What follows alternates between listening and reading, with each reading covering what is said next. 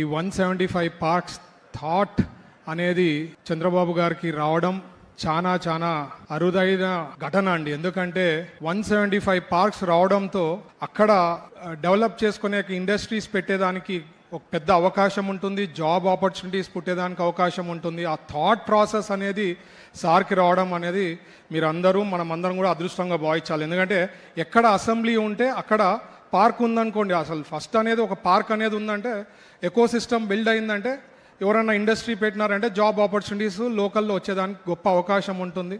So ఆ visionary లీడర్కే ఇట్లాంటి ఆ థాట్స్ అనేది వస్తుందండి. నేను కూడా ఈ మధ్యకాలంలో సెంట్రల్ మినిస్టర్ని కలిసినప్పుడు కూడా అక్కడ సెంట్రల్ మినిస్టర్లు చెప్తుంటారు, మీరు చాలా అదృష్టము, మీ చంద్రబాబు గారు లాంటి ముఖ్యమంత్రి మీకు ఉన్నారు, లేకపోతే ఇంకొకరు ఏమంటారంటే హీరో ఉన్నారు మీకు, లేదంటే అట్లాంటి విజనరీ లీడర్ ఉండిన దానికే మీకు ఈ స్టేట్కి అంటే ఇప్పుడు మౌంట్ ఎవరెస్ట్కి వరల్డ్ ఓవర్ మౌంట్ ఎవరెస్ట్ దగ్గరికి పోతుంటారండి, ట్రెక్కింగ్ అని చెప్పి హైకింగ్ అని.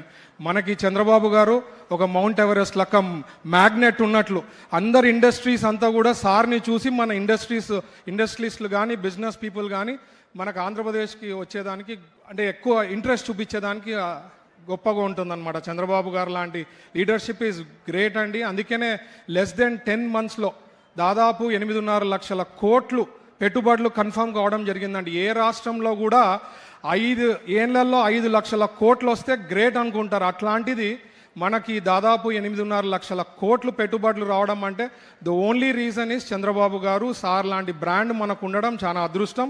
Will do lot of good things sir.